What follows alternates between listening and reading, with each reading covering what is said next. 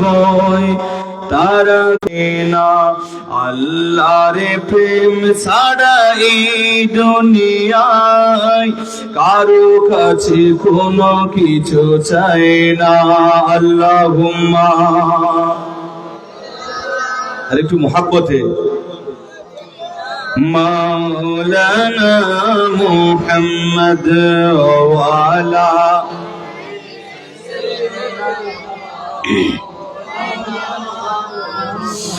রাতের আঁধারে যারা সিজদাতে রয় দু চোখের স্রোতে নদী যেন বয় রাতের আঁধারে যারা সিজদাতে রয় দু চোখের স্রোতে নদী যেন বয় চলো নারী হাতে সানি যতই আসো চলো নারী হাতে সানি যতই আসো পিছনে ফিরেও তাকাই না যাদের হৃদয়ে আছে আল্লাহর ভয় তারা কবু পথ ভুলে যায় না।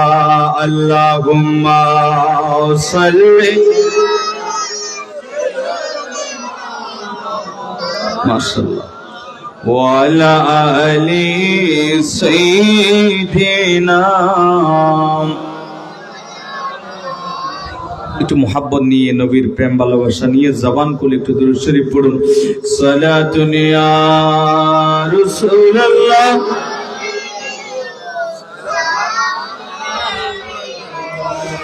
খুদা খুদা মেরে মজলিস بود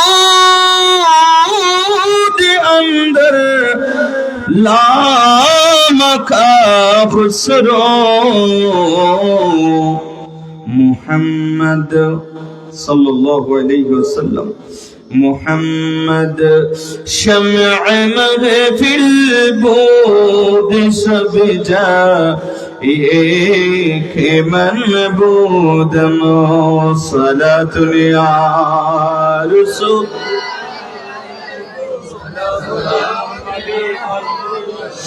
نمیدہ نم سے منزل بود سب جا ایک من بودم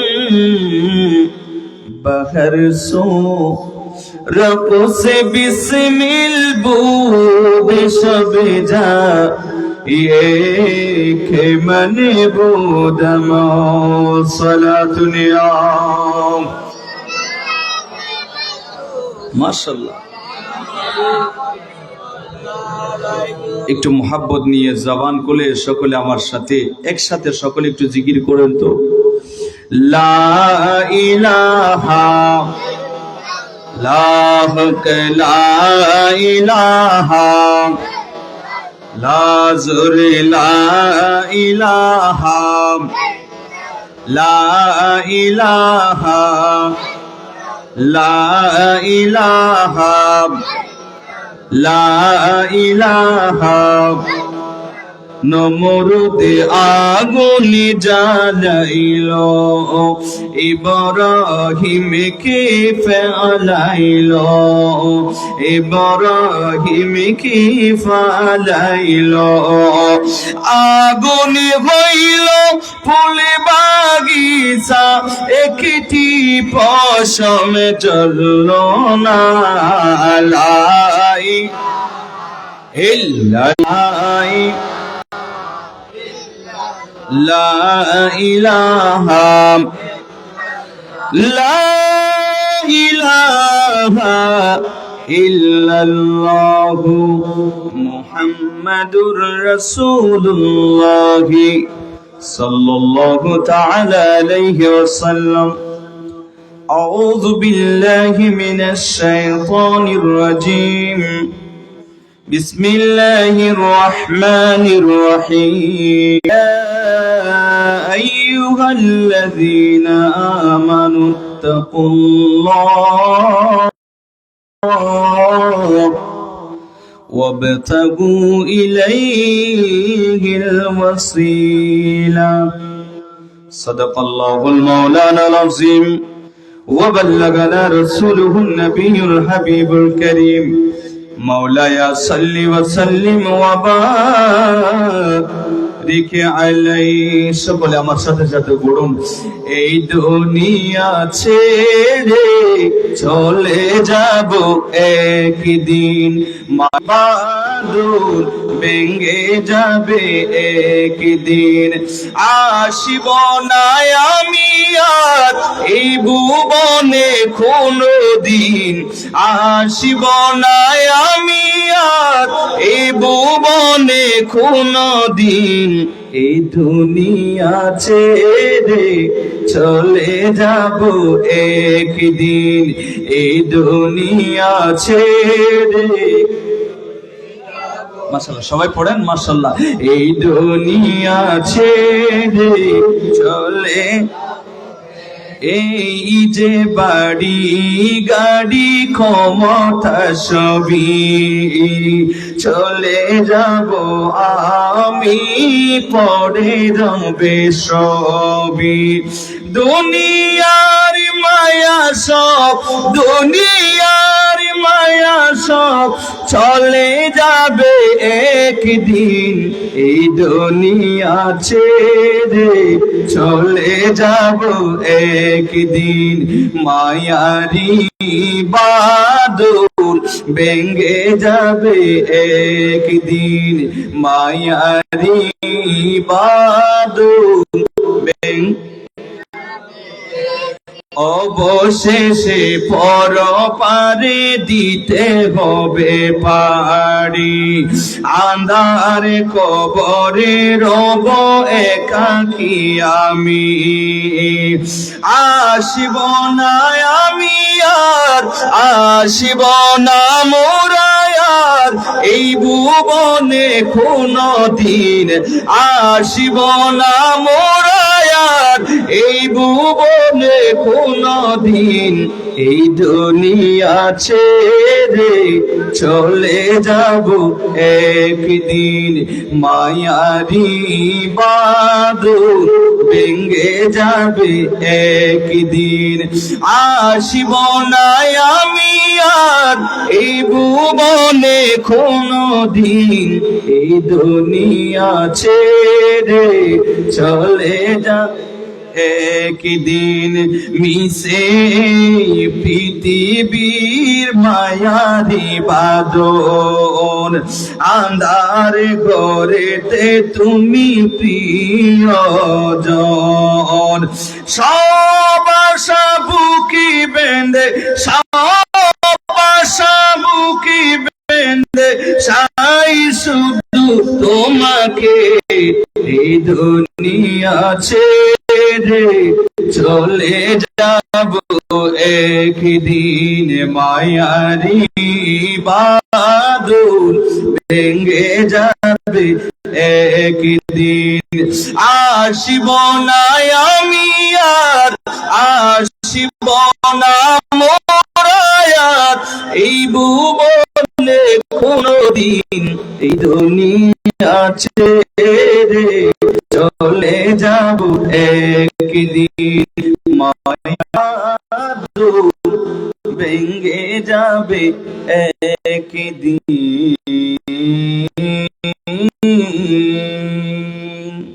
আলহামদুলিল্লাহ ওয়া শুকরুলিল্লাহ ঐতিহ্যবাহী পশ্চিম মৌলভীবাজার বোয়ালখালী আরবান আলীবাড়ি নবী প্রেমিক শিশু কিশোর সংগঠনের উদ্যোগে পবিত্র ঈদে মিলাদুন নবী আজকের মাহফিলের সম্মানিত সভাপতি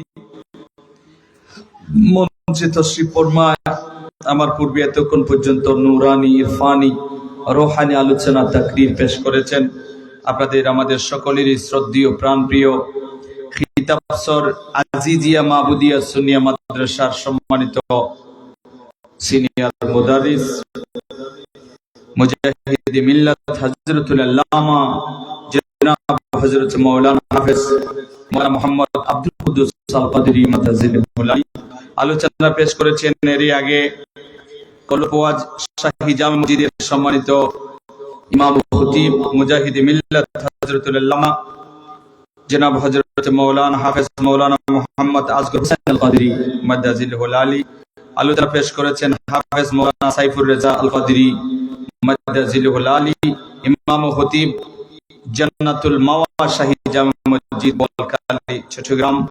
উপস্থিত এলাকার মুরব্বী বাবারা,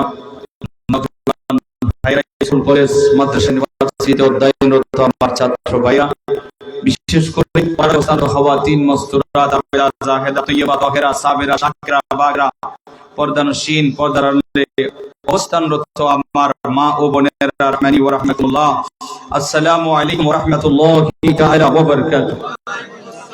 আল্লাহ রাব্বুল আলামিনের দরবারে লাখ কোটি শুকর আদায় করছি মহব্বতে আজকের এই মাহফিলে আসার বসার তৌফিক দিয়েছেন সেই মহান রব্বুল আলামিনের দরবারে শুকরিয়ার তান মুহাব্বতি এক আল্লাহর দয়া আছে বলে আপনারা আসতে পেরেছেন। কথা ঠিক কি না বাবা? বাড়িঘর অনেক আছে, চাইলে তো অনেক জায়গা সবাই আসতে পারে, কিন্তু এই মাহফিলে কারা আসবে? যাদের প্রতি আল্লাহ এবং রসুলের দয়া হবে, আল্লাহ এবং রসুল যাদেরকে কবুল করবে তারাই আসতে পারবে। কথা বলেন ঠিক না? আল্লাহর দয়া, কোন আমলটা যে আল্লাহর ভালো লাগে সেটা আল্লাহ জানে, ঠিক না? একটা কথা মনে পড়লো, বিশর হাফি আপনারা নাম শুনবেন, রহমাতুল্লাহি আলাইহি।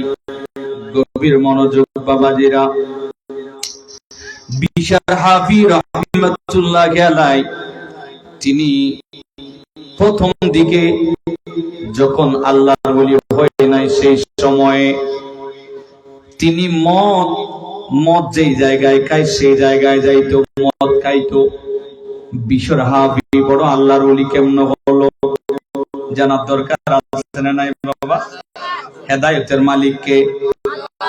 আরে আমার মুরব্বি বাজারি ও বলকালীর মুরব্বি বাবারে যুবক, মানুষ যেই রাস্তা দিয়া হাঁটে সেই রাস্তার মধ্যে একটা কাগজের টুকরা পড়ে গেল। আল্লাহর ওলি সেই বিশর হাফি প্রথম দিকে তিনি সেই কাগজের টুকরাটা দেখিয়া ওনার বড় মায়া হলো, ওনার বড় দয়া হলো। বিশর হাফি রহমাতুল্লাহি আলাইহি ওই কাগজটা দেখিয়া নিজের হাতে সেই কিতাবে লিখে সেই কাগজটারে সুমো দিয়া মাথায় লাগাইয়া আর কপালে লাগাইছে। ওই কাগজটার ভিতরে যেই ধুলাবালিগুলো লেখছিল সেইগুলো সুন্দরভাবে পরিষ্কার করে দিল। সুবহানাল্লাহ বলেন। আর ওই কাগজটা সুন্দরভাবে পরিষ্কার করার পরে বিশর হাফি রহমাতুল্লাহি আলাইহি ওই কাগজটারে সুন্দরভাবে পরিষ্কার করে এই কাগজটারে একটা উঁচু জায়গার মধ্যে রেখে দিল। মানুষের উপরে যাতে কাগজটা থাকে এই ধরনের উপরে, মাথার উপরে কাগজটা থাকে সেই ধরনের উপরে সেই কাগজটারে রেখে দিল। আমার আল্লাহ রাব্বুল আলামিন ওনার আমলটারে পছন্দ করে ফেলেছে। আমার আল্লাহ সেই সময়ের যিনি বড় বুজুর্গ ছিল, বড় আল্লাহর ওলি ছিল, হযরতে হাসান বসরি। সুবহানাল্লাহ বলবেন। নাম শুনছেন না? হযরতে হাসান বসরি রাদিয়াল্লাহু তাআলা। আমার আল্লাহ ওনাকে আলহামদুলিল্লাহ হাসান বসরি, এ হাসান বসরি যাও বিশর হাফির কাছে গিয়ে বলো, বিশর হাফির আমি আল্লাহ ক্ষমা করে দিয়েছি। বিশর হাফির কাছে যাও আর হাসান বসরির কাছে আল্লাহ আলহামদুলিল্লাহ, এ হাসান বসরি রে বিশর হাফির কাছে যাও আর ওনার কাছে গিয়ে বলো আমি আল্লাহ মাফ করে দিয়েছি। সুবহানাল্লাহ, আমি আল্লাহ ওনার মাফ করে দিয়েছি। এবার হাসান বসরি রওনা দিলেন, ওনাকে ভালো করার জন্য দেখা যায় উনি তো সেই সময় আল্লাহর ওলি হয়ে যায় নাই, সেই সময় উনি মদ খাইতো। এবার সেই জায়গায় হাসান বসরি যাইয়া বলে বিশ্বের হাবি কই? সেই সময় বিশাহাবি ওনার মাথা ঠিক নাই, মাতাল হয়ে পড়ে আছে। আর বিশাহাবি ওনার কাছে, আর বিশ্বের হাবির কাছে হাসান বসরি যাইয়া ডাক দিলে, বিশ্বের হাবি রে, আমার আল্লাহ আমার প্রতি ইলহাম করেছে, আমার আল্লাহ তোমারে মাফ করে দিয়েছে। সুবহানাল্লাহ, আমার আল্লাহ তোমারে ক্ষমা করে দিয়েছে। ও বিশাহাবি একটু বলো কি আমল করেছো, আমার আল্লাহ কেন তোমার উপরে খুশি হয়ে গেল? এবার বললেন আমি তেমন তো কিছু করি নাই, একটা কাজ আমি করেছি, সেটা হলো আমি যখন রাস্তা দিয়ে হেঁটে যাই, রাস্তার মধ্যে একটা কাগজের একটা টুকরো আমি পড়া দেখছিলাম, সেই কাগজটা নিয়ে আমি চুমুকাইলাম, কপালে লাগলাম, মাথায় রাখলাম। আর হাসান বলেন এ বিশ্বের হাবি দেখো সেই কাগজটার মধ্যে কি লেখা ছিল? আর উনি বললেন এই কাগজটা আমি দেখেছি, এই কাগজের উপরে লেখা ছিল, এই কাগজের উপরে বিসমিল্লাহির রহমানির রহিম লেখা ছিল, আমার আল্লাহর নাম সেই কাগজের উপরে লেখা ছিল। আমি বিশ্বরাবি এই কাগজটা সেই জায়গায় দেখি আমার মনে আসলো মহান রব্বুল আলামিনের নাম এই জায়গার মধ্যে পড়ে থাকবে, এই জায়গা দিয়ে মানুষ হাঁটে, এই জন্যই সেই কাগজটা আমি নিয়ে বড় সম্মান দিলাম। কাগজটা বলে কোথায়? আমি উপরে তুলে দিয়েছি। আর হাসান বসরি বললেন এ বিশর হাফি, আমার আল্লাহ এই আমলটারে এত বেশি পছন্দ করেছে, এই আমলটার কারণে আমার আল্লাহ তোমারই ক্ষমা করে দিয়েছে। বলো না সুবহানাল্লাহ। ও বোয়ালখালীর ও মুরব্বিরা, ও যুবক, কোন আমল আল্লাহর দরবারে পছন্দ হয়ে যায় সেটা আল্লাহই জানে, ঠিক না? হতে পারে এই মাহফিলের উসিলায় আল্লাহ আমাদেরকে চাইলে ক্ষমা করতে পারে কি পারে না? এটাই বলেছিলাম রে বাবারা, বিশর হাফি রহমাতুল্লাহ আলাইহি আমার আল্লাহ এত মর্যাদা দান করেছে, এত বেশি মর্যাদা দিয়েছে, এত দামি বানিয়েছে। বিশর হাফি রহমাতুল্লাহ আলাইহি তিনি শেষ বয়সে, তিনি এরপরে এমন মুত্তাকি হয়ে গিয়েছিল, তিনি জমিনের মধ্যে হাঁটার সময় আর কোনদিন সে জুতা ব্যবহার করত না। জুতা চনায় গরম হওয়ার পরেও কোনদিন জুতা ব্যবহার করত না। এ বিশর হাফি জুতা দাও না। আর উনি বললেন কিভাবে আমি জুতা দিব? এই জমিনটা আমার আল্লাহ মসজিদ বানায়া দিয়েছে, যেই দিন রহমাতুল লিল আলামিন নবীজির আগমন হলো, সেই দিনেই গোটা দুনিয়াটারে আমার আল্লাহ গোটা জগতারে মসজিদ বানিয়ে দিয়েছে। সুতরাং মসজিদের মধ্যে যেমনি জুতা ব্যবহার করা যায় না, আর আমিও সেজন্য এই জমিনে আমি জুতা ব্যবহার করি না। সুবহানাল্লাহ বলেন। হাই হাই, দুনিয়ার কোন জায়গায় আপনি গিয়েছেন, নামাজের সময় হয়েছে, সেই জায়গায় নামাজ পড়ে দিলেন, কবুল হবে কি হবে না? আপনি খালে গেলেন, বিয়ে গেলেন, ওয়াক্ত হয়েছে, মসজিদ অনেক দূরে, সেই জায়গায় আপনি উজু করে নামাজ পড়লেন, কবুল করবেন কে? জোরে বলেন। শুদে ওয়াজুদাস্ত রাহমাতাল লিল আলামিন, মসজিদে বসুদ হামারে জমিন, अल्लाह अल्लाह क्या मुबारक नाम है, अल्लाह अल्लाह मोमिनों का जिक्र है। सुभान अल्लाह। কি বলছিলাম? এটা বলছি কি জন্য? এই জন্য বলছি যে আল্লাহ হয়তো এটা ছিলাইও আমাদেরকে ক্ষমা করে দিতে। হুজুর সুন্দর কথা বলেছেন, এই মাহফিলটা করে এদেরকে উৎসাহ দিন, ঠিক না? এদেরকে যদি উৎসাহ না দেন, এরা তো দিকে চলে যাবে, ওরা বলবে যে আমরা একটু সহযোগিতা করে, মানুষজন আসে না, আর করে কি এটা বলে ওনারা পিছনের দিকে চলে যাবে, তখন যুব সংস্থা আপনার নষ্ট হয়ে যাবে। সেজন্য আপনাদের ছেলে, আপনাদের ভাই, আপনাদের বাতিজা, এদেরকে আপনাদের উৎসাহ দেওয়ার দরকার আছে না? দিতে পারে নাই, অন্তত মাহফিলে এসে টিকে না বলে হতে পারে এই মাহফিল আমাদের জন্য একটা উসিলা, কথা বলে ঠিক। সেজন্য আমি আবারও অনুরোধ করছি, যারা এখনো আসে নাই, মাইকের আওয়াজ আছে, ভাই মাইক আছে না? বাইরে মাইক আছে, যেখান থেকে যারা যারা শুনছেন সকলের প্রতি উদারতা আহ্বান, আপনারা মেহেরবানি করে মাহফিলের মধ্যে চলে আসুন, সবাইকে আসার তৌফিক দান করুন। একটু জোরে পড়ে না আমিন। আসুন আমার বাবাজির, আমি কোরআনুল কারীমের মধ্যে একটি আয়াত আপনাদের সম্মুখে তিলাওয়াত করেছি। আল্লাহ যদি তৌফিক দেন এই আয়াতের পরিপ্রেক্ষিতে কিছু কথা বলবো। আর যেটি বলেছিলাম, আমার আল্লাহ কি বললেন যে বিশার ইয়া বিশারু রাফাআতা ইসমি, তুমি আমার নামকে মাটিতে পড়া থেকে উপরে তুলেছো, সেজন্য ফারাফা আনকা, আমিও তোমার শানকে আমি আল্লাহ বাড়িয়ে দিয়েছি। যারা আল্লাহর নামকে উপরে তুলে, আল্লাহ তাদেরকে উপরে তুলে। সুবহানাল্লাহ বলবেন না?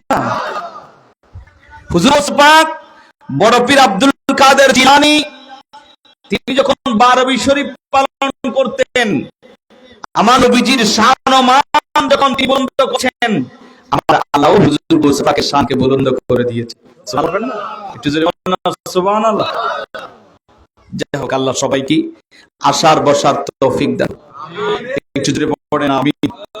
আসলে আমি কোরআনুল কারীমের মুখতাসির আয়াত আপনাদের সম্মুখে তেলাওয়াত করেছি। আমি আসলে বড় কোনো বক্তা নই বা ভাইরাল আইডল আইকন, হ্যাঁ অনেক কিছু আছে না, এই ধরনের ভাইরাল কিছু না। আমি মোহাম্মদ ফরিদুল আলম। যা হোক, তারপরেও আপনাদের মহাব্বতে কিছু ভাইরা দাওয়াত দিয়েছে, সেজন্য আপনাদের কাছে একটু দোয়ার জন্য এসেছি। বয়ান দিয়ে আপনাদেরকে খুশি করতে পারবো সেই রকম এলম, সেই রকম হেলম যোগ্যতা আমার ভিতরে নাই বলে আমি মনে করছি। তারপরেও চেষ্টা করবো কিছুক্ষণ একটু এখান থেকে যেন আমরা কিছু শিখে যাইতে পারি। সেজন্য ঘন্টা 1.5 ঘন্টা পর্যন্ত একটু সময় কি আপনারা সবাই দিবেন? আপনাদের আওয়াজে বোঝা যায় কিছুক্ষণ পর রাস্তা চলে যাবেন। এই তো আমার চলে যাইতেছে, ভাই কই যায়? অসুবিধা হয় নাকি আপনাদের? অসুবিধা হয়? আলোচনা চলবে তো কিছুক্ষণ, আল্লাহ কবুল করো, আমিন। যা হোক, আপনাদের এদিকে তো আসে নাই বোয়ালখালী, এটা বোয়ালখালী পড়ছে না? বলেন কটিয়া, ওই আচ্ছা আচ্ছা আচ্ছা, সীমান্তে না? মাশাআল্লাহ মাশাআল্লাহ, আপনারা তো বর্ডারের মানুষ তাইলে। যা হোক, আল্লাহ কবুল করো, আমিন বলেন। খুব ভালো লাগে আসলে বোয়ালখালীতে আমার প্রোগ্রাম কম, তা আজকে বোয়ালখালীর মোটামুটি সীমানার মধ্যে একটি প্রোগ্রামে আসলাম। আল্লাহ আমাদেরকে কবুল করুন। একটু জোরে পড়ি আমিন। কি বলছিলাম, এই মাহফিল প্রতি বছর হোক, সেটা আমরা আপনারা চাই কি চাই না, এই জন্য এদেরকে সহযোগিতা করবেন। আমি আরো অনুরোধ করছি, যারা আসলে মাথায় একটা টুপি দিয়ে যথেষ্ট পিছনে জায়গা আছে, মেহরবানি করে এসে বসে পড়ুন। আল্লাহ সবাইকে আসার তৌফিক দান করুন। কোরআনুল কারীমের মুখতাসির আয়াত তিলাওয়াত করেছি। আল্লাহ বলেন, বিসমিল্লাহির রহমানির রহিম, ইয়া আইয়ুহাল্লাযীনা আমানুল্লাহ, ঈমানদাররা তোমরা আল্লাহকে বলো।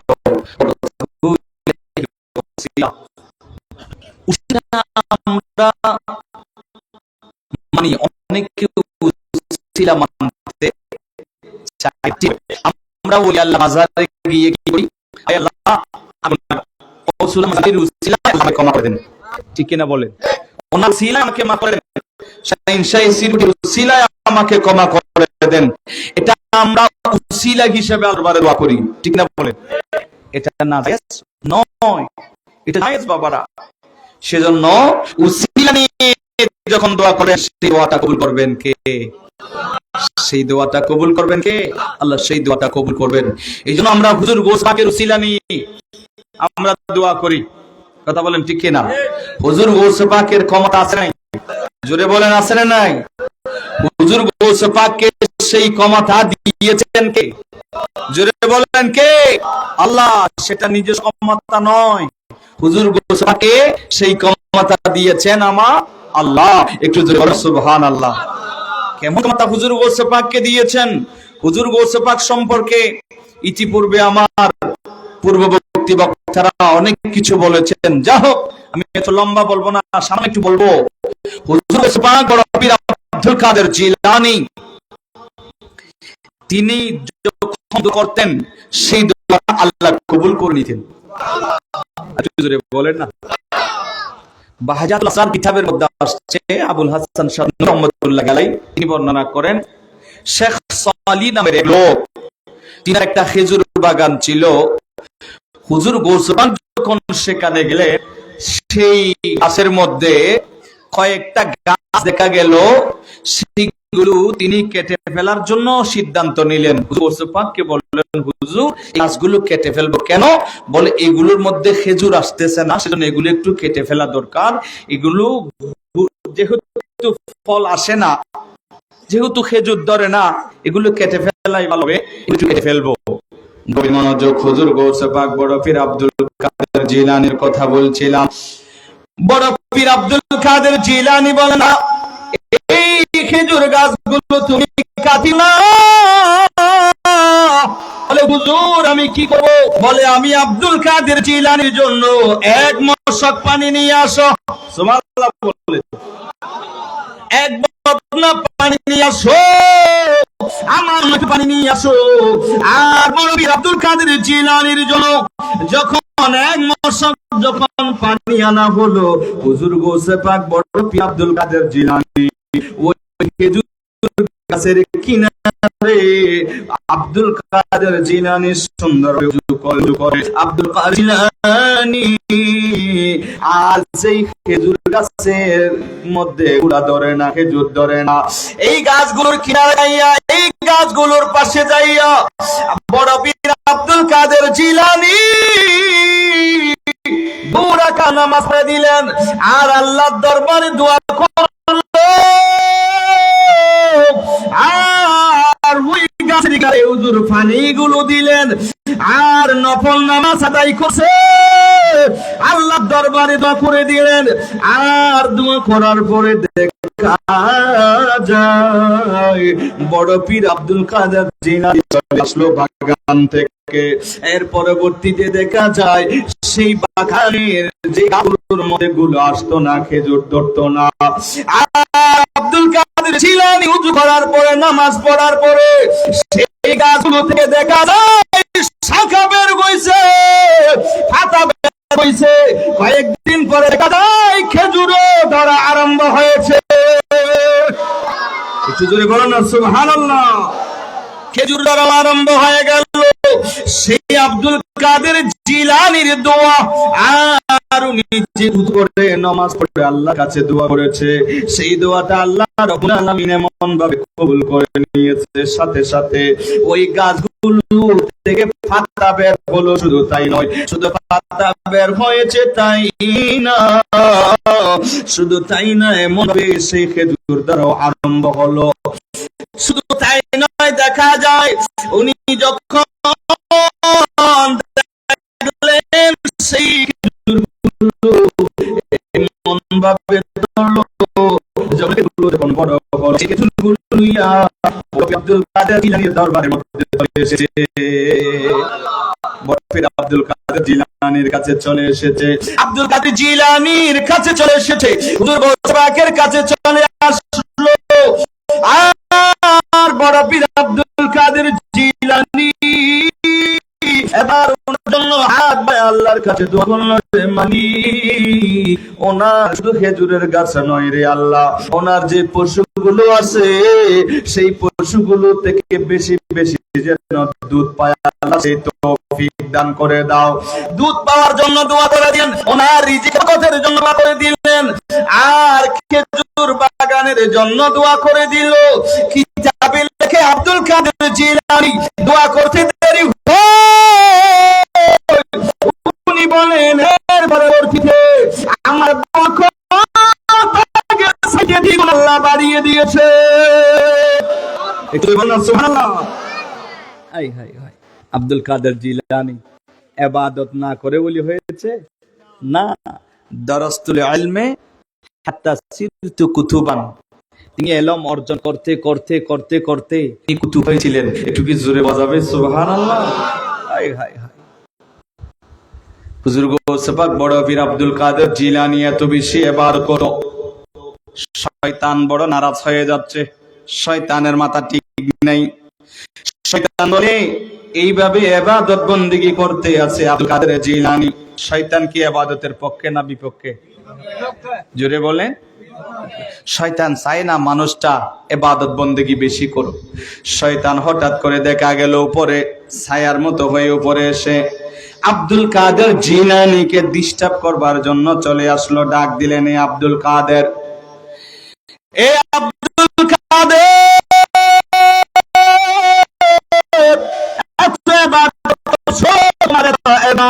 লাগবে না, আমি আল্লাহ বলছি আব্দুল কাদের, আমি আল্লাহ তোমার পরে সন্তুষ্ট হয়ে গেলাম। তুমি ইবাদত করতে করতে আবার উচ্চ মাকানে পৌঁছে গিয়েছো। ও আব্দুল কাদের, আমি আল্লাহ তোমার জন্য যতগুলো হালাল জিনিস আছে, যত হারাম জিনিস আছে, সবগুলো তোমার জন্য হারাম করে দিলাম। নাউজুবিল্লাহ বলেন, জোরে বলেন নাউজুবিল্লাহ। আল্লাহ কি কোনোদিন এই কথা বলবে যে ইবাদত আর করা লাগবে না? এটা কোনোদিন বলবে? হাদিসে পাক আসছে আমার নবীজি ইবাদত করতে করতে নবীজির পা মোবারক ফুলে যাইতো। High hi high. আম্মা জানা আয়েশা সিদ্দিকা বললেন, ইয়া রাসূলুল্লাহ, আপনি এত ইবাদত করছেন, আপনার তো কোনো গুনাহ নাই, আপনি এত ইবাদত কেন করছেন? আমার নবীজি ইরশাদ করলেন, নবীজি বলেন, আয়েশা, আমি কি আল্লাহর শুকরগুজারি বান্দা হব না? তোমরা বলবেন না, আল্লাহ তাকুনা আবদান শাকুরা, আমি কি আল্লাহর শুকরগুজারি বান্দা আমি কি হব না? সুবহানাল্লাহ বলেন। হাই হাই, আমার নবীজি সে সময়ও হাই হাই আসতে পারতেছে না, তারপরেও কাঁধে ভর দিয়ে দিয়ে মসজিদে নববীতে চলে আসতে। একটু জোরে বলেন না সুবহানাল্লাহ। হাই হাই, আমাদেরকে শিক্ষা দিয়েছেন, আজ সেখান থেকে আমরা বহু দূরে। আমার নবীজি প্রতিদিন ফজরের নামাজের পরে আমার নবীজি সাহাবীদেরকে নিয়ে একটু বয়ান করতেন। সাহাবীদের একটা হাদিস মনে পড়লো, এটা বুখারীর হাদিস, লম্বা হাদিস। আলোচনা যদি একটু সামান্য লম্বা হয় আপনারা কি বিরক্ত হবেন না? কোনো ধৈর্য ধরে বসবেন তো ইনশাআল্লাহ। আল্লাহ কবুল করুক, আমিন বলেন। হাদিস হযরত সামুরা ইবনে জুনদুব রাদিয়াল্লাহু তাআলা থেকে এই হাদিস বর্ণিত। আল্লাহর হাবিব সাল্লাল্লাহু আলাইহি ওয়াসাল্লাম প্রতিদিন ফজরের নামাজের পরে সাহাবায়ে কেরামের দিকে ফিরে সেই দিকে মুখ করে ওনাদেরকে বলতেন, ও সাহাবায়ে কেরামরা, তোমরা কি আজকে কেউ কোন স্বপ্ন দেখেছো? যদি বলতো যে ইয়া রাসূলুল্লাহ স্বপ্ন দেখেছি, স্বপ্ন যেটা বলতো, এই বুখারীর হাদিস, স্বপ্ন যেটা বলতো সেটা তাবির আমার নবীজি করে দেন। সুবহানাল্লাহ বলবেন না? সেটা স্বপ্নের তাবির আমার নবীজি করে দিতেন। সেই দিন আমার নবীজি বললেন, তোমরা কি কেউ কোনো স্বপ্ন দেখেছো? সাহাবায়ে কেরাম বললেন, ইয়া রাসূলুল্লাহ। সবাই চুপ থাকলেন, কেউ স্বপ্ন দেখে নাই, আমরা কেউ স্বপ্ন দেখি নাই। আমার নবীজি বললেন, আজকে আমি একটা স্বপ্ন দেখেছি। নবীরা যেটা স্বপ্ন দেখে সেই স্বপ্নটা ওহী। সুবহানাল্লাহ বলেন। হযরতে ইব্রাহিম আলাইহিস সালাম ইসমাঈল আলাইহিস সালামকে জবে করবে। ইব্রাহিম আলাইহিস সালাম বললেন, ইন্নী আরা ফিল মানাম আন্নী আযবাহুকা, আমি তোমাকে স্বপ্ন দেখেছি তোমাকে আল্লাহর রাস্তায় কি করছি? কুরবানি দিচ্ছি। এটা কি স্বপ্ন নয়? স্বপ্ন। তো নবীদের স্বপ্ন যেটা সেটাও ওহী। সুবহানাল্লাহ বলবেন না? গভীর মনোযোগ বাবাজিরা, নবীজি বলেন, আমি একটা স্বপ্ন দেখেছি। বলে, ইয়া রাসূলুল্লাহ, নবী গো, কি স্বপ্ন আপনি দেখেছেন আমাদেরকে একটু বলেন না? আমার নবীজি বলেন, আমি যখন রাতে যখন ঘুমাইলাম, দুইজন লোক আমার দুই হাত আমার ধরলো, দুই পাশে দুই হাত আমার ধরলো, ধরার পরে আমার নিয়ে যায় আমি নবী দেখতে পাচ্ছি ওই দুইজন আমারে ধরে ধরে নিয়ে যায়। কিছু দূর যাওয়ার পরে আমি নবী দেখতে পেলাম। একটু দূর শরীফ পড়ুন, আল্লাহুম্মা সাল্লি সাইয়্যিদিনা মাওলানা মুহাম্মদ ওয়া আলা আলি সাইয়্যিদিনা মাওলানা মুহাম্মদ। একটু সকলে জিকির করে লা ইলাহা লা ইলাহা লা ইলাহা লা ইলাহা লা ইলাহা লা হক লা ইলাহা ইল্লাল্লাহ লা ইলাহা লা ইলাহা লা ইলাহা লা ইলাহা আসিয়া কেলে প্রেম কেলা ফেরাউন দে যে কত জ্বালা। আল্লাহ বলে এ জিবরাইল খুলে দাও জান্নাতের তালা। লা ইলাহা লা ইলাহা হক লা ইলাহা জোরে জোরে লা ইলাহা লা ইলাহা লা ইলাহা। কত সুন্দরী মদিনা আমরা কেমনে যাব জানি না। দয়াল আল্লাহ দয়া করো নিয়া যাও গো মদিনা। লা ইলাহা হক লা ইলাহা ইল্লাল্লাহ লা ইলাহা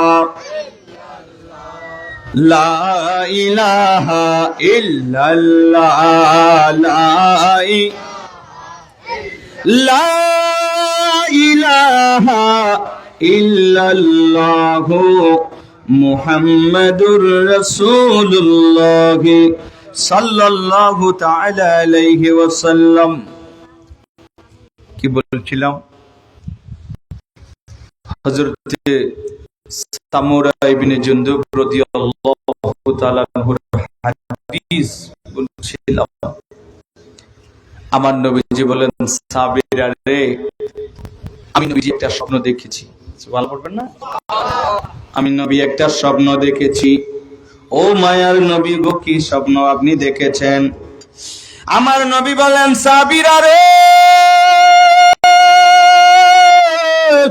আমি নবী স্বপ্ন দেখেছি দুইজন মানুষ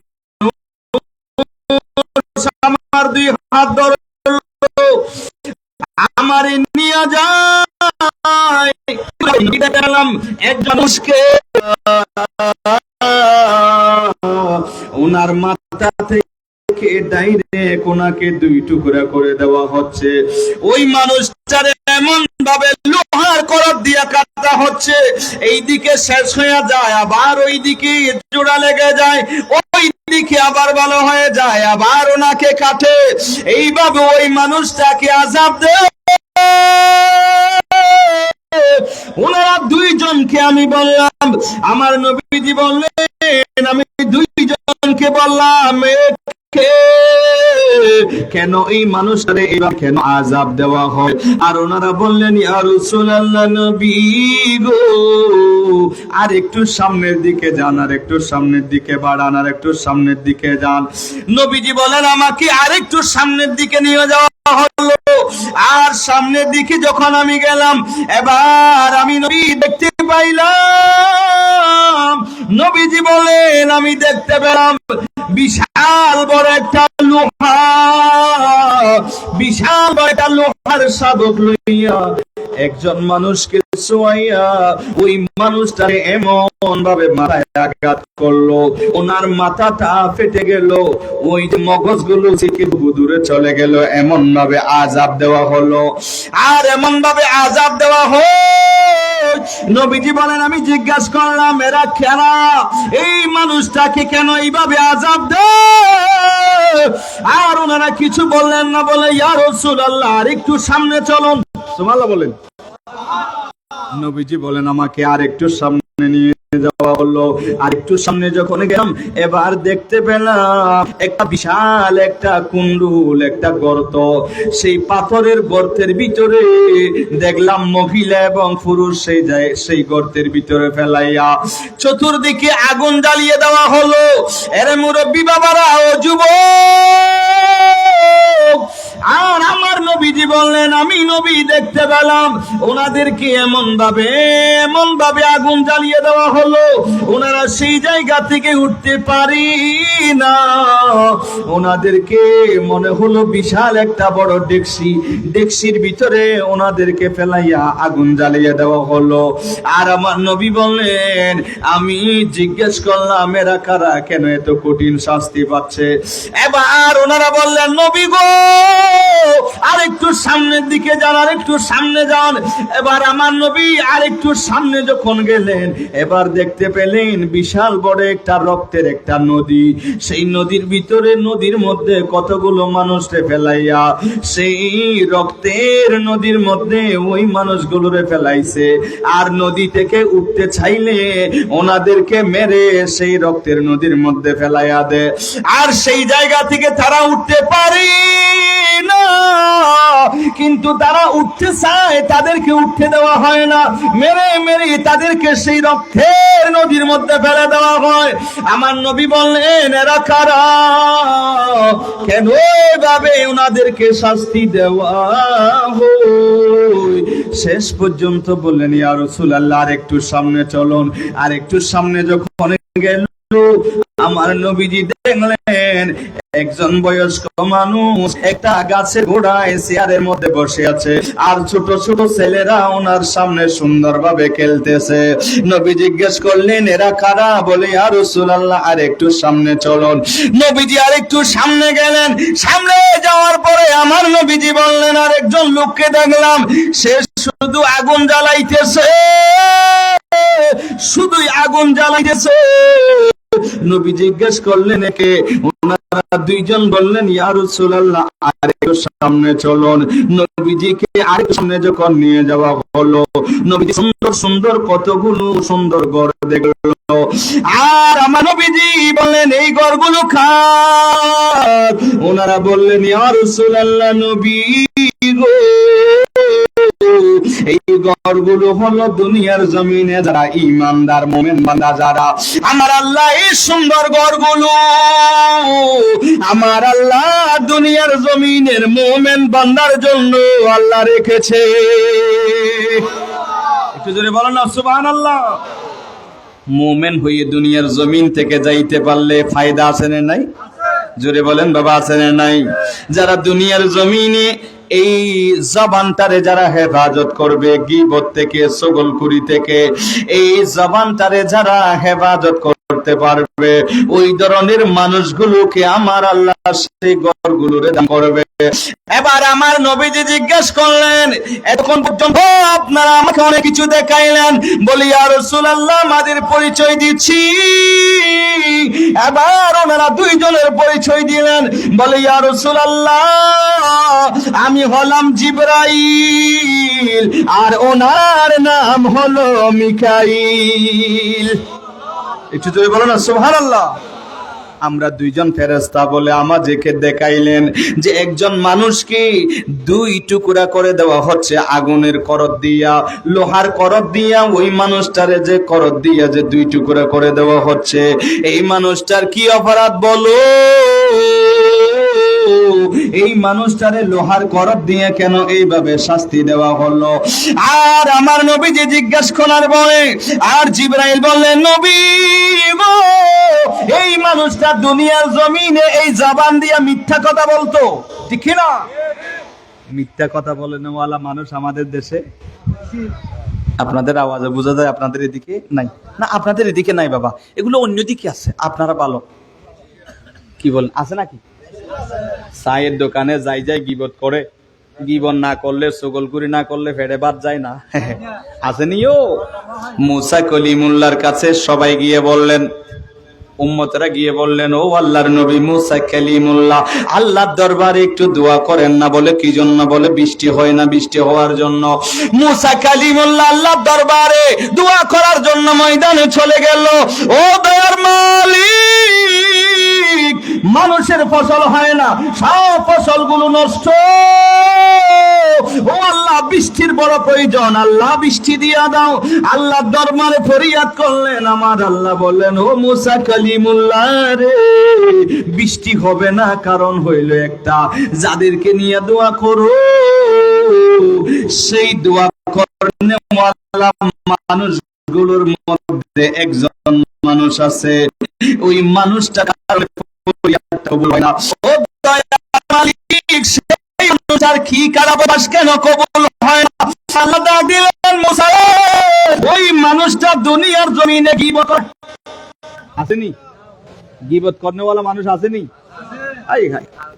ওই মানুষটা চুগলখড়ি করে, গীবত করে, ওই মানুষটা ওই আমলটা, ওই বদ অভ্যাসটার কারণে এখন ও মুসা কলিমুল্লাহ রে, এখন বৃষ্টি হবে না। ওই মানুষটা যেহেতু আছে, ওনার কারণে কবুল হবে না। মুসা করিমুল্লাহ, মুসা কালিমুল্লাহ, তিনি কি নরম না গরম? জোরে বলেন। বেশি গরম। মুসা কালিমুল্লাহ গেলেন, এ গীবতকারী, এ চগলখোর, এ গুনাহগার মানুষ, একটু দাঁড়ায়া যা, নাইলে আমার আল্লাহ আমারে ওহী নাজিল করিয়া বলে দেবে, তোমার কারণে আমাদের ফরিয়াদটা কবুল হয় না। আজকাল মসজিদে ইমাম সাহেবরা অনেক দোয়া করে, কবুল হয় না কারণ আমাদের ভিতরে চগলখড়ি মানুষ, আমাদের ভিতরে মিথ্যাবাদী, আমাদের ভিতরে অনেক পাপীরা আছে। যেই সমস্ত মিথ্যাবাদী চগলখড়ি মানুষগুলোর কারণে ফরিয়াদটা কবুল হচ্ছে না রে বাবা। মুসা কালিমুল্লাহ ডাক দিলেন, দাঁড়ায়া যাও, দাঁড়ায়া যাও, নাইলে কঠিন শাস্তি আমি দেব। এবার ওই মানুষ তিনি চক্ষুটারে নিচু করিয়া আল্লাহর দরবারে তওবা করতেছে। ও দয়ার মালিক, আজকে আমারে মুসা কলিমুল্লাহর কাছে থেকে একটু বাঁচায়া নাও। আয় আল্লাহ, আমারে মুসা কলিমুল্লাহর কাছ থেকে বাঁচাও। আয় আল্লাহ, আর কোনদিন আমি গীবত করব না, চগলখড়ি করব না। আয় আল্লাহ, আমারে মুসা কলিমুল্লাহর কাছে বেইজ্জতি করিও না। আয় আল্লাহ, আমারে আজকে মুসা কালিমুল্লাহর হাত থেকে বাঁচায়া নাও। আয় আল্লাহ, আমি আপনারে ওয়াদা দিচ্ছি, আপনারে অঙ্গীকার দিচ্ছি, আপনারে ওয়াদা দিচ্ছি, আপনারে অঙ্গীকার দিচ্ছি রে মালিক। ও আল্লাহ, আজকে যদি আমারে মুসা কলিমুল্লাহর হাত থেকে যদি বাঁচাও, আর কোনদিন গীবত করব না, আর কোনদিন চগলখড়ি করব না, গীবত করব না রে আল্লাহ। এবার এইভাবে যখন মুসা কালিমুল্লাহর কাছে, এবার আমার আল্লাহর কাছে ফরিয়াদ করলো, আল্লাহ মুসা কালিমুল্লাহর হাত থেকে আমারে বাঁচাও। এইভাবে তিনি যখন তওবা করলেন, আমার আল্লাহ ওনার তওবা তারে কবুল করে নিয়েছে, আল্লাহর অঙ্গীকার দিয়েছে। ও আল্লাহ, আমি ওয়াদা দিয়ে অঙ্গীকার দিচ্ছি, আর কোনদিন গীবত করব, জোরে বলেন, গীবত করব, গীবত করব না। বলে যখন আল্লাহর দরবারে যখন তওবা করলো, তওবাটা কবুল হলো। আর তওবাটা কবুল হইতে দেরি হঠাৎ ঝড় বৃষ্টি আরম্ভ হয়ে গেল, মুষলধারে বৃষ্টি হলো, এমন ভাবে বৃষ্টি আমার মুসা কালিমুল্লাহর দরবারে ফরিয়াদ করলে, মালিক কিছুক্ষণ আগে বলেন বৃষ্টি হবে না, এখন দেখলাম মুষলধারে বৃষ্টি আরম্ভ হলো রে আল্লাহ, কি কারণ? আমার আল্লাহ বললেন, মুসা কালিমুল্লাহ রে, যেই মানুষটার কারণে আমি বৃষ্টি দিই নাই, আমি আল্লাহ ওই মানুষটার কারণে আবার আমি আল্লাহ বৃষ্টি দিয়েছি। ও আল্লাহ, কেন বৃষ্টি দিলেন? বলে ওই মানুষটা তওবা করেছে। আরে যুবক, ও বল খালির, ও যুবক ভাইরা, ও মুরব্বী বাবারা, ও পর্দার অন্তরালের মা বোনেরা, বেশি বেশি তওবা করবেন, বেশি বেশি ইস্তেগফার করবেন, আল্লাহর দরবারে ক্ষমা চাইবে। আল্লাহ তওবাকারী পবিত্রতা অর্জনকারী মানুষগুলোরে বেশি ভালোবাসে। ভালো বলেন, আমার আল্লাহ বেশি ভালোবাসে। বাবাজিরা গভীর মনোযোগ। এই জন্য গীবত করবেন না। গীবত করা মানে অপর মৃত ভাইয়ের গোশত খাওয়া। নাউজুবিল্লাহ বলবেন না? আপনি কি মৃত ভাইয়ের গোশত খাইতে চান? যদি খাইতে মন চায় গীবত করিয়েন, মৃত ভাইয়ের গোশত খাওয়া লাগবে না। মৃত ভাইয়ের গোশত খাওয়া যেই রকম শুয়োরের মাংস, কুকুরের মাংস খাওয়া যেই রকম, গীবত করাও সেই রকম। আপনি রাগ করতেছেন নি বাবা? আর হন ফজর গায়ে ও তো দন দিয়ে বেরোলো। এখানে একটা মানুষ আছে না, সুন্দর লাগবে, আপনি আসেন, আপনি আসেন। আপনারা সম্মানী মানুষ, বসাই দেন এদিকে। মাশাআল্লাহ, বসো, তুমি বসো। আল্লাহ কবুল করো, আমিন। একটু দুরূদ শরীফ পড়ুন। আল্লাহুম্মা সাল্লি মাওলানা মুহাম্মদ ওয়া আলা আলি সাইয়্যিদিনা। আপনার যদি বিরক্ত লাগেনি বাবা? টাকা বেশি নিলে ভাইরাল টাইরাল হইলে মানুষ বেশি হয় আর কি। আমরা তো এই ধরনের কিছু না, তো এই জন্য আমাকে মাহফিলে মানুষও কম হয়, স্টেজেও মানুষ টানুষ থাকে না, বুঝেন না? মাহফিলেও কম হয়, ওই টাকা পয়সাও কম। এই জন্য আপনারা কি বিরক্ত হইতেছেন কোনো? আপনারা থাকবেন তো নাকি আপনারাও চলে যাবেন? শেষ পর্যন্ত সবাই থাকবে, মুনাজাত পর্যন্ত সবাই থাকবে। মাঝখানে কে কে চলে যাবেন হাত তুলেন।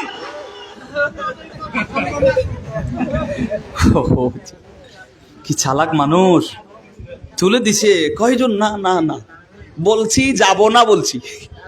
বহু চালাক মানুষ বাজ। আল্লাহ কবুল করো, আমিন হন। আবার কিছু যুবক ভাই এতটুকু উঠাইছেনি, উঠাইতে দেরি, লামাইতে দেরি নাই। ওবু যে চালাক মানুষ, আল্লাহ কবুল করুক। যাক, কি বলছিলাম, আপনাদেরকে আরেকটু কষ্ট দেবো। সেটা হলো কিছু জায়গা ফাঁকা আছে, তো আপনারা যদি আরেকটু সামনে আসেন সুন্দর লাগবে। আল্লাহ কবুল করুক।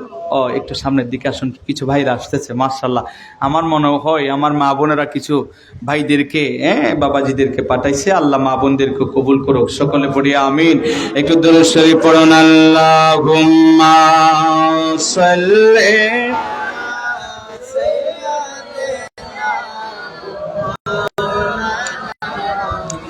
ওয়ালা আলি সাইয়্যিদিনা। আসুন আমার বাবাজিরা, কি বলছিলাম? আমার নবীজি বলেন যে মানুষগুলোকে আপনার লোহার করত দিয়ে কাটা হচ্ছে, এই মানুষটা জবান দিয়ে কি বলতো? মিথ্যা কথা বলতো। কি বলতো? মিথ্যা কথা বলতো। আজকের মাহফিল থেকে একটু ওয়াদা নেন, যে অঙ্গীকার করেন যে এই জবান দিয়ে কোনোদিন মিথ্যা কথা বলবেন। মিথ্যা কথা বলা যাবে? মিথ্যা বলা মুহাফাফ। নবীজি বলেন লা তাকজিব আবাদা, তোমরা কখনো মিথ্যা বলো না। আসিদিকু ইউনজি ওয়াল কিযবু ইউহলিক, সত্য মানুষকে মুক্তি দেয়, মিথ্যা মানুষকে ধ্বংস করে দেয়। কথা বলেন ঠিক না? জোরে বলেন ঠিক না? একটা গল্প পড়ছি আমরা ছোটকালে, বড় সুন্দর লাগে গল্পটা। একটা ছেলে জঙ্গলে গেছে, বাঘ বাঘ বাঘ বাঘ বলে মানুষকে মজা দেওয়ার জন্য চলে আসছে। মানুষ গিয়ে দেখছে সেখানে বাঘ। আরেকদিন বাঘ আসছে করতেছে, যখন গেল বাঘ নাই। আরেকদিন মানুষ, এলাকার মানুষ বিরক্ত হয়ে গেছে, ছেলেটা কি এত মিথ্যে বলে কেন? আমরা 3 বার ফেরে গেছলাম, আরেকবার সত্যি সত্যি বাঘ। সে বলতেছে বাঘ আসছে। মানুষ বলতেছে মিথ্যেবাদী। কি বাদী? এর আগে 3 বার মিথ্যে কথা কইতেছে, এবারও মিথ্যে কথা বলবে। তো মানুষ আর যায় নাই, বাঘটা খেয়ে ফেলছে। এই জন্য আমার নবীজি বলেন আসিদিকু ইউনজি ওয়াল কিযবু ইউহলিক, সত্য মানুষকে মুক্তি দেয়, মিথ্যা মানুষকে ধ্বংস করে দেয়। কথা বলেন ঠিক কিনা? মিথ্যা যারা বলে তাদের শাস্তি আছে না নাই? বিরক্ত লাগতেছে না তো বাবা? এই জবান দিয়ে মিথ্যা কথা বলবেন না, জবান দিয়ে চুগলখড়ি গীবত করবেন না। ও বাবাজিরা রে, এবার আসুন রহমাতুল লিল আলামিন দয়াল নবীজি বললেন, দ্বিতীয় নম্বর একজন মানুষকে দেখলাম, ওই মানুষটি উপুট করিয়া শুয়াইছে, আর এমন ভাবে লোহার শাবল উনার মাথার উপরে মারে, আর উনার মগজগুলো ছিটকে পড়ে যায়। যায়, এমন ভাবে দূরে সরে যায়, আর লোহার শাবকটা উঠাইতে দেরি হয়, আর ওনার মাথাটা ঠিক হইতে দেরি হয় না। এবার আমার নবীজিকে জিজ্ঞেস করলেন, ইয়া রাসূলুল্লাহ, জানেননি ওই মানুষটাকে? বলে, ওই মানুষটাকে, যেই মানুষটাকে এমন ভাবে মাথার উপরে এমন ভাবে লোহার বাড়ি মারা হচ্ছে, মগজগুলো ছিটে পড়ে গেল, ওই মানুষটা দুনিয়ার জমিনে কি বদ আমল করতো? আমার নবী বললেন, আমার নবীকে বললেন, ও মায়ার নবী গো, ওই মানুষগুলো হলো দুনিয়ার জমিনের ওই মানুষ যাদের ঘরে কোরআন শরীফ থাকে, ওই কোরআন শরীফ গুলো ওই মানুষগুলো পড়ি না, ওই কোরআন শরীফ তারা ধরে না, ওই কোরআন শরীফ গুলোর মধ্যে তো ময়লা, ওই মানুষগুলোর সারাদিন মোবাইল চালাইতে চালাইতে সময় চলে যায়, কোরআন শরীফ ধরার সময় আছে? সময় নাই। টেলিভিশন দেখতে দেখতে সময় শেষ, আর ওনাদের মোবাইল চালাইতে চালাইতে, ফেসবুক চালাইতে চালাইতে সময় শেষ। ওনারা কোরআন শরীফ পড়ে না, কোরআন শরীফ ধরে না, কোরআনকে আমল করে না, কোরআনকে সম্মান করে না। আর ওই মানুষগুলোকে কোরআন শরীফ না পড়ার কারণে, কোরআন শরীফকে ইজ্জত না করার কারণে আজকে ওনাদেরকে এই শাস্তিটা দেওয়া হচ্ছে। যারা কোরআনকে সম্মান দিবে, যারা নিয়মিত কোরআনুল কারিমা তেলাওয়াত করবে, ওই কোরআনুল কারিমা ওনাদের জন্য নূর হয়ে যাবে, ওনাদের জন্য নাজাতের একটা উসিলা হয়ে যাবে। সুবহানাল্লাহ বলেন। কোরআন শরীফকে যারা সম্মান দেয়, তাদেরকেও সম্মানিত করেন কে? একটু জোরে বলেন না, কে? Hi hi hi. Sultan Mahmud Ghaznavi সফরের সময় একবার একটু রেস্টের জন্য যখন গেলেন রুমে, যেই রুমের মধ্যে উনি রেস্ট নিবে, সেই রুমে দেখলেন একটা কোরআন শরীফ। একটা কি? আপনাগো আমাগো ঘরের মধ্যে কোরআন শরীফ আসেনি? জোরে বলেন, আসেনি? আছে। আমাদের দেশে এমন ঘরও আছে, কোরআন শরীফ আছে, কিন্তু দরাবাজি। জোরে বলেন, দরাবাজি আছে বাবা? দরাবাজি নাই, দরাবাজি নাই। এখান এ কোরআন শরীফ এক হুজুর থেকে শুনলাম, ওনারা বলে দাওয়াত পড়তে গেছে, কয় আপনাগো বাড়ি থেকে একটা কোরআন শরীফ দেন, একটা শর্ট হয়েছে তো, একটা কোরআন শরীফ দেন। হুজুর, আমাদের উজু কালাম নাই, আপনারা একটু নেন তো, এখান থেকে নেন। উজুর সেখান থেকে নেওয়ার পরে দেখলেন এই কোরআন শরীফের ভিতরে জুলজালে, বুঝছেন নি, এখানে ময়লা ছাড়া আর কিছু, যেখানে পরিষ্কার করছে পুরো ময়লা হয়ে গেছে। কিরে বাবা, কোরআন শরীফ এটার ভিতরে এত ময়লা কেন? কয় হুজুর, কথা কইতেছেন নি, এটা আমার ছেলের জন্য বউ আনছিলাম বহু বছর আগে, বউয়ে ফরার জন্য কোরআন শরীফটা দিছিল, যেই দিন দিছিল এই দিন থেকে তুলি রাখছে, এটা দরাবাজি।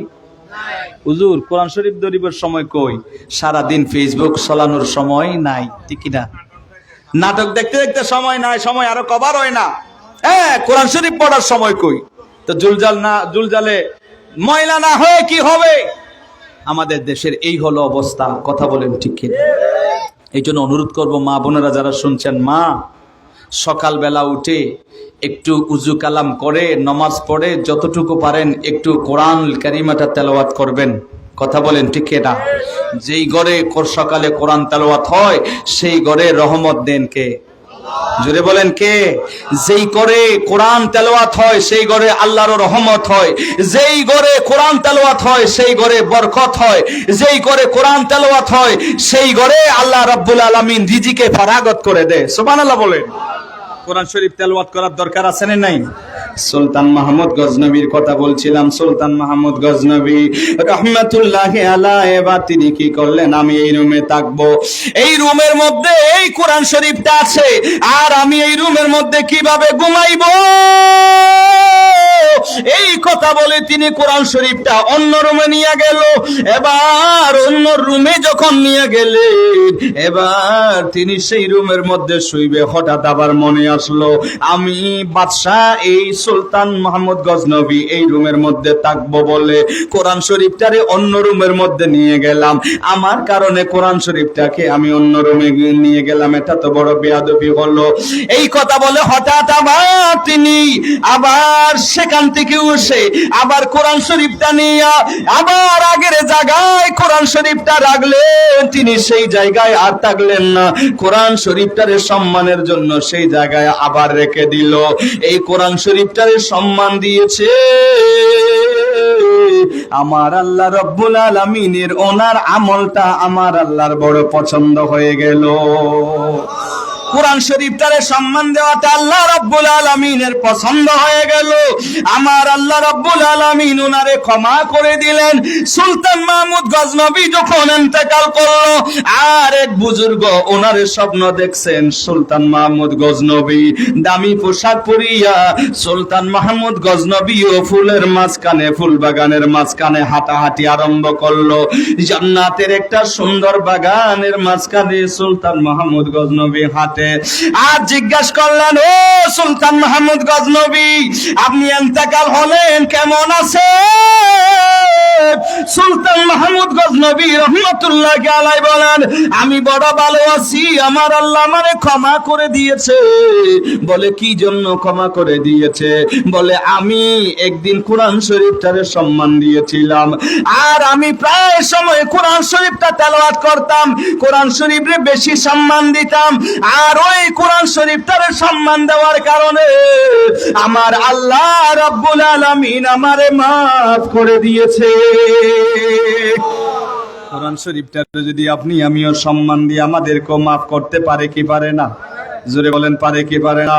এই জন্য মা বোনদেরকে বলবো, ও আম্মু, ও বাবা জিরারে, যাদের ঘরে সন্তান আছে, যদি পারেন একজন সন্তানের হাফেজে কোরআন বানান চেষ্টা করবেন।